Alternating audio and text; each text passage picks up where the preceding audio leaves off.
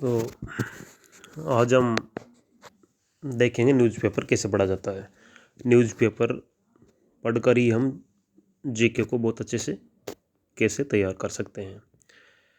तो मैं बात कर रहा हूँ आज के अखबार की। ये दैनिक भास्कर का फ़ोटो है। इसमें मेन पृष्ठ पर सबसे पहला हेडिंग था आज, जैसा कि आपको इस स्क्रीन पर दिखाई दे रहा है कि हमसे ज़्यादा थे पाक सैनिक, मोर्टार एलएमजी गन से फायर किए, हमने घेराबंदी कर जवाब दिया तो सफ़ेद झंडा दिखा सरेंडर किया। तो हेडिंग से कुछ पता नहीं चला, लेकिन इसमें अपने आप में जो नए बच्चे हैं और जिनका जीके बहुत अच्छा नहीं है, उनको इसमें जानकारी मिल रही है कि 1971 को भारत पाकिस्तान के बीच में युद्ध हुआ था और उसमें भारत की विजय हुई थी। और भी बहुत सारी बातें इसके अंदर अगर पढ़ते हैं तो वो मालूम चल सकती है। इसी तरह से ये मेन पृष्ठ का ही दूसरा फोटो है।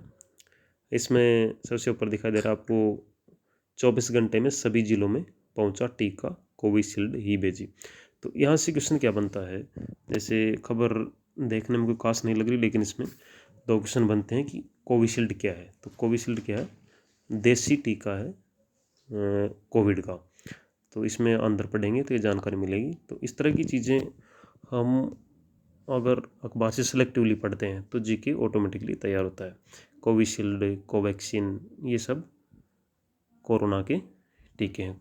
ये इसमें है कि राजस्थान में 24 घंटे में पहुंचा, कहाँ पहुंचा, ये कोई काम का नहीं है। लेकिन इसमें पूछा जाएगा कि कोविशील्ड क्या है। तो कोविशील्ड क्या? कोरोना का देसी वैक्सीन है। इसी प्रकार से एक अगली काम की चीज़ दिखाई दे रही है इसमें कि सुप्रीम कोर्ट की कमेटी से हटे भूपिंदर। तो इसमें भूपिंदर वगैरह कुछ पूछेंगे नहीं, लेकिन इससे थोड़ा सा अवेयरनेस हो रही करंट की कि कोई किसान आंदोलन चल रहा है और उसकी बात सुप्रीम कोर्ट में चल रही है। ये कोई ज़्यादा खास नहीं है। इसके बाद देखते हैं, ये दिखाई दे रहा है आपको महाशक्ति हाई अलर्ट, वाशिंगटन में कर्फ्यू जैसा हाल, 20 तक मेट्रो स्टेशन बंद रहेंगे। तो इसको ध्यान से देखते हैं तो इसमें हमको पता चल रहा है कि मैटर क्या है। तो इससे पता चलता है कि भाई राष्ट्रपति चुनाव हुए थे अमेरिका में, और वहाँ पर राष्ट्रपति चुनाव में जो समस्या हुई उसकी वजह से कर्फ्यू लग रहा। लेकिन अब इससे अगर ढंग से पढ़ेंगे तो इधर देखिए, ये इसमें है कि ट्रंप के खिलाफ निचले सदन में महाभियोग प्रस्ताव पारित हो गया और उनकी रिपब्लिक पार्टी। तो इससे पता चल रहा है कि ट्रंप की पार्टी का क्या नाम है? रिपब्लिकन है पार्टी है। ऐसा क्वेश्चन कई बार एग्जाम पूछा गया है कि बहुत सारे जो देश होते हैं उनमें इलेक्शन होते हैं और वहाँ कोई भी राष्ट्राध्यक्ष, राष्ट्रपति हो या प्रधानमंत्री हो, जो चुना जाता है तो किस पार्टी से चुना गया है, एक तो ये क्वेश्चन पूछा जाता है। दूसरा पूछा जाता है कि फला फला राष्ट्रपति ने या फला प्रधानमंत्री ने किस पार्टी के उम्मीदवार को हराया। तो अमेरिका के चुनाव में आपको पता है कि अमेरिका में 2 पार्टियां हैं, एक तो रिपब्लिकन और एक डेमोक्रेटिक पार्टी। तो ये चीज़ यहाँ से पता लग रही है। डोनाल्ड ट्रंप जो थे वो रिपब्लिकन पार्टी के उम्मीदवार थे और पहले राष्ट्रपति रह चुके, और अभी उनकी हार हुई है और उनके सामने थे डेमोक्रेटिक के जो बाइडेन, जो कि अब राष्ट्रपति की शपथ लेंगे 20 जनवरी को। तो इससे क्या पता चल रहा है आपको कि एक तो अमेरिका में इलेक्शन हुआ है और वहाँ पे रिपब्लिकन, तो इससे पता चल रहा है कि वहाँ पर 2 पार्टी हैं और रिपब्लिकन पार्टी के उम्मीदवार जो थे डोनाल्ड ट्रंप, वो उनकी हार हुई है और 20 जनवरी को डेमोक्रेटिक पार्टी के जो बाइडेन राष्ट्रपति पद की शपथ लेंगे अमेरिका में।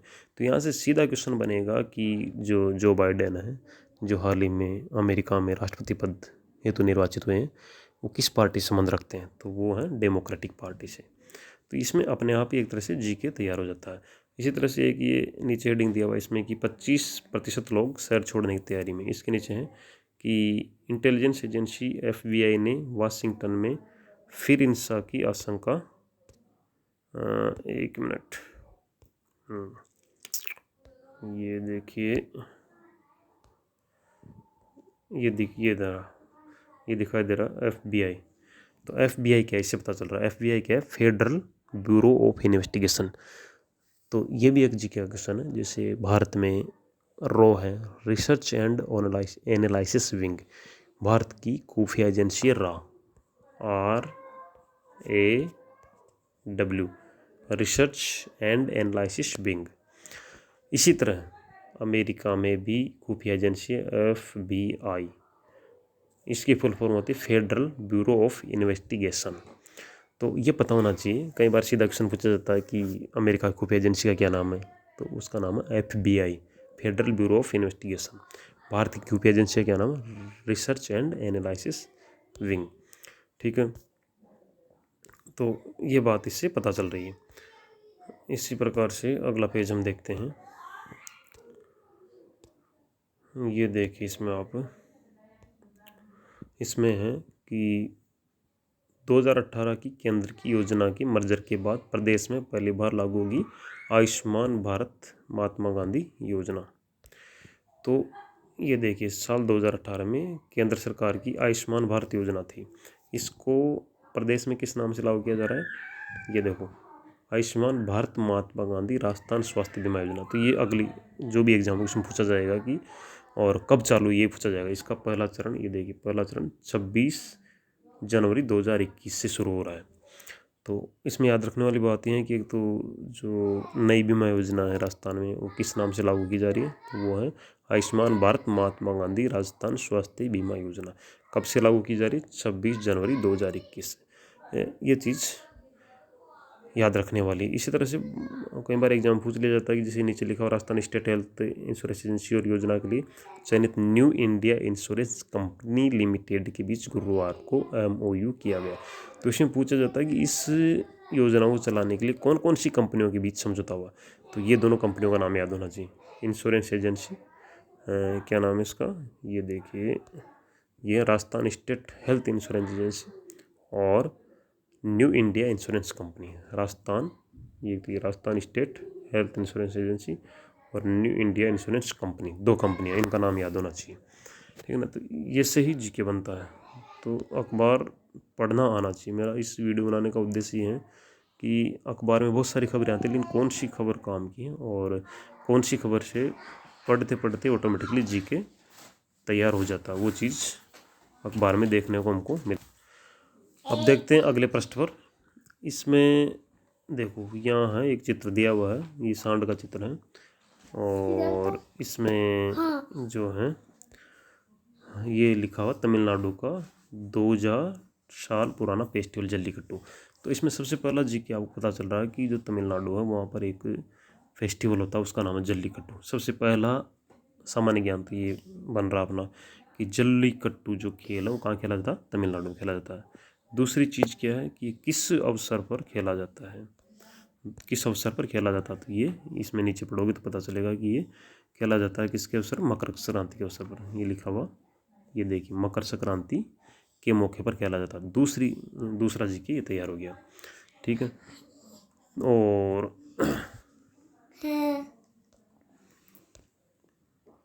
तो जल्लीकट्टू कहाँ खेला जाता है? तमिलनाडु में। और किस अवसर पर? मकर संक्रांति के अवसर पर खेला जाता है। ये हो गया। तो अखबार से इस तरह से ये कहेंगे कि ये जो है करंट का क्वेश्चन नहीं है, ये एक परमानेंट जीके हैं, और ये हमको अखबार ध्यान से पढ़ने से इसकी जानकारी हमें मिल रही है। अब इधर देखिए, ये लिखा हुआ डेमोक्रेट सांसद सीनेट में तत्काल चाहते हैं ट्रायल। तो यहाँ पर एक शब्द है डेमोक्रेट की हम बात कर चुके हैं कि ये अमेरिका की चुनावी पार्टियां हैं, एक डेमोक्रेटिक है और एक रिपब्लिकन है। तो जो है, तो यहाँ से पता चल रहा है कि डेमोक्रेटिक और रिपब्लिकन दो तरह की पार्टियां हम बात कर चुके। ये भी बात कर चुके कि डेमोक्रेटिक के उम्मीदवार जो बाइडेन है और रिपब्लिकन के उम्मीदवार ट्रंप थे, जो हार चुके हैं और पहले राष्ट्रपति रहे हैं। तो यहाँ से क्वेश्चन बनते हैं। अब इसमें एक और चीज़ आपको दिखाई दे रही होगी कि जैसे भारत में संसद में उच्च सदन होता है राज्यसभा, क्या होता है? भारत में संसद में उच्च सदन बोलते हैं किसको? राज्यसभा को। और निम्न सदन क्या होता है? लोकसभा। इसी तरह से इस लेख को पढ़ने से, इसको अगर ध्यान से पढ़ेंगे तो इसमें जानकारी आपको मिल रही है। ये देखिए, अमेरिकी राष्ट्रपति डोनाल्ड ट्रंप के खिलाफ महाभियोग प्रस्ताव अमेरिकी संसद के निचले सदन। अब यहाँ से क्या पता चल रहा है कि भारत में जैसे भारतीय संसद का निचला सदन लोकसभा होता है, उसी तरह अमेरिका में भी निचला सदन होता है हाउस ऑफ रिप्रेजेंटेटिव, और इसके नीचे लिखा हुआ ऊपरी सदन सीनेट। ऊपरी सदन क्या होता है? सीनेट। तो ये करंट जीके नहीं अखबार में है, लेकिन इससे एक परमानेंट जीके आपको तैयार हो रहा है कि भारत में जिस तरह से उच्च सदन राज्यसभा है, उसी तरह अमेरिका में भी उच्च सदन क्या होता है? सीनेट होता है। और निम्न सदन क्या होता है? House of representative. याद होना चाहिए, ये एग्जाम में पूछा जाता है कि अमेरिका में निचले सदन को क्या कहते हैं, तो क्या कहते हैं? House of representative. House of representative क्या कहते हैं? हाउस ऑफ रिप्रेजेंटेटिव दिखाई दे रहा, हाउस ऑफ रिप्रेजेंटेटिव। और उच्च सदन को क्या बोलते हैं? सीनेट। ये दिखाई दे रहा, क्या बोलते हैं? अमेरिका की संसद में उच्च सदन को सीनेट बोला जाता है। ये क्वेश्चन कई बार पूछा गया, तो ये अखबार पढ़ते पढ़ते जीके तैयार हो रहा, तो इस तरह से अखबार पढ़ना चाहिए। अब कौन राष्ट्रपति किस पार्टी से उम्मीदवार, हम बात कर चुके। इसी प्रकार से नीचे देखो, ये है आपको दिखाई दे रहा FBI। तो FBI की हमने बात कर ली। खुफिया एजेंसी कहाँ की? अमेरिका की खुफिया एजेंसी है। जैसे भारत में रा है, इजराइल में मोसाद है, पाकिस्तान में ISI है, पाकिस्तान में ISI है। उसी तरह अमेरिका की खुफिया एजेंसी है FBI। तो ये जानकारी होनी चाहिए, बहुत सारे एग्जाम में पूछ लिया जाता है। तो ये सब जानकारी कहाँ से मिल रही है? अखबार को ध्यान से पढ़ने से। ये हो गया। अब देखिए इसमें काम की खबर दिखाई दे रही है आपको, ये देखिए, मैं जहाँ अंडरलाइन कर रहा हूँ देखिए ध्यान से, ये वुहान पहुंची WHO टीम। तो देखिए इसमें आपको बताते हैं, ये देखो इसको थोड़ा बड़ा करेंगे तो ये दिख रहा है आपको कि कोरोना वायरस की उत्पत्ति वुहान से हुई या नहीं। तो सबसे पहली बात तो ये पता चल रहा है कि कोरोना वायरस जो सबसे पहले फैला था, कहाँ से फैला था? वुहान से। दूसरा क्वेश्चन ये पता चल रहा है कि वुहान कहाँ पे है? चीन में। तो छोटे एग्जाम में कई बार पूछ लिया जाता है, पूछा भी गया शायद ही, कि कोरोना सबसे पहले कहाँ फैला? तो वुहान में फैला। दूसरा क्वेश्चन पूछेंगे कि वुहान कौन से देश में? तो वुहान कहाँ पे? चीन। वुहान है चीन में, ठीक है। तो ये भी यहाँ से पता चल रहा है अखबार से, बहुत अलग से मेहनत करने की जरूरत नहीं पड़ रही, अखबार को हम ध्यान से पढ़ रहे हैं तो उसी से हमारा जीके तैयार हो रहा है। इसी प्रकार से अब देखिए इसमें एक शब्द लिखा हुआ है, क्या लिखा हुआ शब्द? WHO। WHO। अब यहाँ से जीके कैसे तैयार होगी? देखो WHO के बारे में आपको जानना चाहिए। WHO की full form world health organisation, विश्व स्वास्थ्य संगठन। एक तो फुल फॉर्म पता चल रही, ये भी एग्जाम में पूछी जा सकती है। दूसरा आप इसके बारे में विचार करेंगे तो पता चलेगा कि WHO की स्थापना हुई थी 7 अप्रैल 1948 को। WHO की स्थापना कब हुई? 7 अप्रैल 1948 को, ठीक है। दूसरी बात आपको पता चलेगी, आप सोचोगे WHO का मुख्यालय कहाँ है? तो WHO का मुख्यालय जिनेवा में। कहाँ है? जिनेवा। और जिनेवा कहाँ है? स्विट्जरलैंड में। तो कितनी सारी पता चल रही बातें इससे कि WHO क्या है? वर्ल्ड हेल्थ ऑर्गेनाइजेशन है। WHO की स्थापना कब हुई? 7 अप्रैल 1948 को। WHO का मुख्यालय कहाँ है? WHO का मुख्यालय जिनेवा में है। जिनेवा कौन से देश में? जिनेवा स्विट्जरलैंड में है। और जानना चाहते हैं तो आपको पता चलेगा WHO क्या काम करता है। तो WHO वैश्विक स्तर पर स्वास्थ्य से संबंधित जो काम है वो करता है। स्वास्थ्य के संदर्भ में जो फंडिंग करता है, पैसे देता है अविकसित विकासशील देशों को। कोई महामारी है तो उसके संदर्भ में काम करता है, फंडिंग करता है। स्वास्थ्य से संबंधित वैश्विक स्तर पर स्वास्थ्य से संबंधित ये कार्य करता है। तो मोटे तौर पर हम देख रहे हैं तो इसमें बहुत सारी चीज़ें दिखाई नहीं दे रही, लेकिन अगर विचार करेंगे तो इसमें 4-5 क्वेश्चन हमारे तैयार हो रहे हैं। तो इस तरह से अगर जीके पढ़ेंगे, इस तरह से अगर अखबार पढ़ेंगे तो हमारा जीके स्वतः ही अच्छा होता जाएगा। तो अखबार पढ़ते समय इन सब चीज़ों का ध्यान रखना आवश्यक है। इसी प्रकार से हाँ, ये कोई न्यूज़ काम की नहीं है। फिर देखते हैं हम आगे, राम सेतु से सवालों को जवाब होगा। ये भी एक थोड़ा सा कई बार पूछ लिया जाता है। इधर देखो ये लिख रखा, राम सेतु से जुड़े सवालों के मिलेंगे जवाब। तो राम सेतु क्या है कि भारत श्रीलंका के बीच जो हम रामायण में पढ़ते हैं कि नल और नीर ने पत्थर डाले और उसमें रास्ता बन गया लंका के बीच में, भारत के बीच में, तो वहाँ पर अभी भी इस तरह का समुद्र के नीचे पत्थरों का एक रास्ता है, उसको राम सेतु कहते हैं। तो ये थोड़ी सी जानकारी हमको मिलती है। ठीक है, अब देखते हैं WHO की बात हो गई, अब हो गया ये किसानों की आर्टिफिशियल, ये कोई काम का नहीं है। हांगकॉन्ग जल्लीकट्टू की हमने बात कर ली। अब देखते हैं खेल पृष्ठ है। इसमें देखो खेल पृष्ठ बहुत काम का होता है, कोई भी एग्जाम होती है तो उसमें खेल पृष्ठ बहुत इम्पोर्टेंट होता है। अब सबसे ऊपर देखो ये है, आपको सबसे पहले तो खेल पृष्ठ में क्या देखना चाहिए कि कौन सा खिलाड़ी किस खेल से संबंधित है, विशेषकर भारत का कोई भी खिलाड़ी है तो कौन सा खेल खेलता है। क्योंकि कई बार एग्जाम में पूछा गया है कि निम्नलिखित में से कौन सी खिलाड़ी बैडमिंटन से संबंधित है, उसमें 4 खिलाड़ी को नाम दे देंगे, एक क्रिकेट से, एक टेनिस से, एक बैडमिंटन से, एक किसी और से, और उसमें पूछेगा कि कौन सा खिलाड़ी बैडमिंटन से संबंधित है, कौन सा किससे संबंधित है। तो मोटा मोटा हमको इसमें पढ़ लेना चाहिए, तो पता रहे हमको कि कौन सा खिलाड़ी किस खेल से संबंधित है। अब देखिए इसमें ये लिखा हुआ कि बैडमिंटन, सायना हार कर बार, श्रीकांत आटे, थाईलैंड ओपन में हमारी चुनौती खत्म। नीचे पढ़ोगे तो थाईलैंड ओपन, अब इसमें थाईलैंड ओपन बैडमिंटन में भारत का अभियान समाप्त, सायना नेहवाल को थाईलैंड की बुसानन से इतने से हराया। तो अब इसमें 3-4 क्वेश्चन बन रहे हैं, क्या बन रहे हैं देखो, मैं इसे दिखाता हूँ आपको। ये इसमें सबसे पहला तो बन रहा है कि सायना जो है, सायना नेहवाल है, ये देखो ये लिखा हुआ सायना नेहवाल नाम लिखा हुआ। सायना नेहवाल किस गेम से संबंधित है, बैडमिंटन से संबंधित है, पहला क्वेश्चन तो। ठीक है, जिसको जानकारी अच्छी बात है, जिसको नहीं जानकारी उसके लिए पूछा गया है क्वेश्चन कि सायना नेहवाल किस खेल से संबंधित है, तो किससे संबंधित है, बैडमिंटन से। मैंने बताया कि जो प्रसिद्ध खिलाड़ी हैं विशेष रूप से भारत के, उनके बारे में पता होना चाहिए कि वो किस खेल से संबंधित हैं। तो सायना नेहवाल किससे संबंधित है, बैडमिंटन से संबंधित है।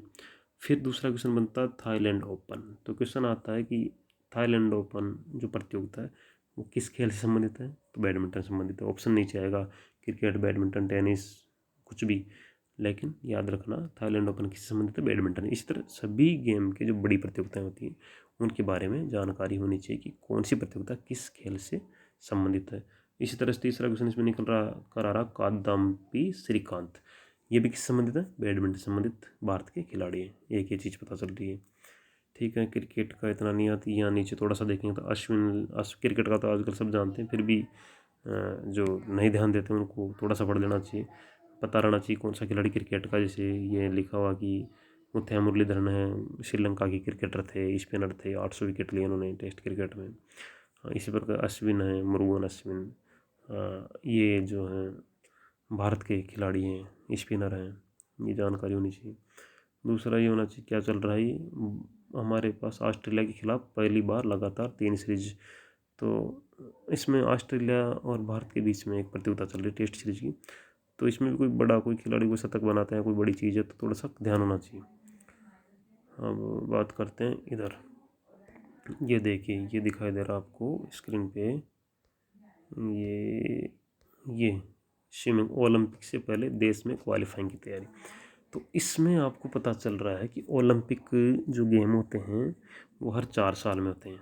2016 में हुए थे, 2016 के बाद अब 2020 में होने वाले थे, लेकिन 2020 में चूँकि कोरोना आ गया तो उस वजह से नहीं हो पाए, अब 2021 में होंगे। ठीक है, तो एक जानकारी मिल रही है कि ओलंपिक कब होते हैं, हर 4 साल में होते हैं। ठीक है, खेलों की सबसे बड़ी प्रतियोगिता है ओलंपिक, उसको कहते हैं।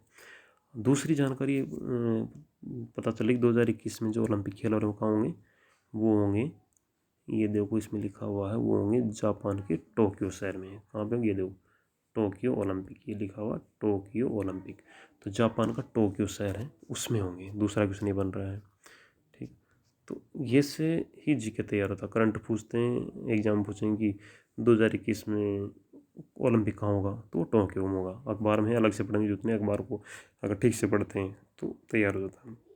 और भारत के खिलाड़ी ओलंपिक के लिए जाएंगे, तो अभी क्वालिफाइंग राउंड चल रहे हैं, तो कौन कौन से खिलाड़ी ओलंपिक के लिए क्वालिफाई होते हैं, वहाँ कौन जा पाता है, उसके बारे में अखबार में पढ़ेंगे तो उससे जानकारी मिलेगी और वो एग्ज़ाम में आपको देखने को मिलेंगे।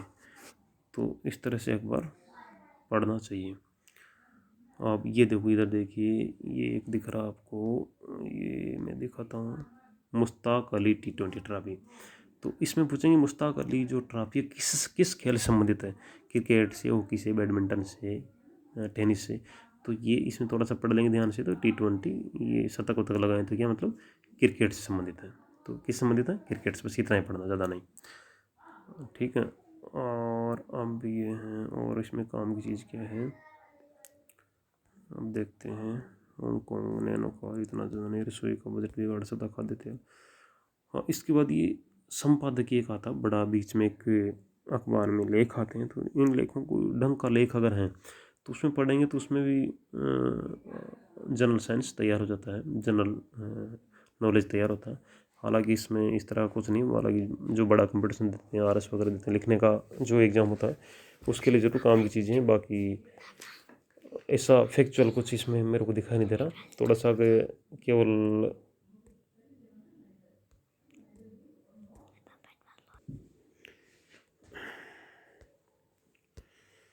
तो इसमें छोटे एग्जाम के काम के लिए ऊपर वाला लेख है, इसमें थोड़ा पढ़ेंगे तो, क्योंकि अभी किसान आंदोलन चल रहा है तो इसकी थोड़ी सी जानकारी हमको हो जाएगी, भाई अंबानी क्या है, अडानी क्या है, और किसान आंदोलन की क्या समस्या है। कहीं एग्जाम में क्वेश्चन पूछा जाए भी किसान आंदोलन किस बात को लेकर हो रहा है, क्यों हो रहा है, अडानी अंबानी किस संबंधित है, तो ऐसा कुछ लेख जो रिलेवेंट हो अपने एग्जाम में पूछा जा सकता हो, देख लेना चाहिए। तो इस तरह से नोटिक्स फोन, इस तरह से अखबार को पढ़ा जाना चाहिए कि उससे करंट भी तैयार हो जाए, और साथ में कोई ऐसी रिलेवेंट चीज़ है उसको, उसके बारे में पढ़ेंगे तो एक ट्रेडिशनल जीके उससे तैयार हो जाता है। तो अखबार पढ़ना अपने आप में एक कला, अखबार पढ़ के आप 50% जीके स्वतः तैयार कर लेते हैं। Okay, thank you.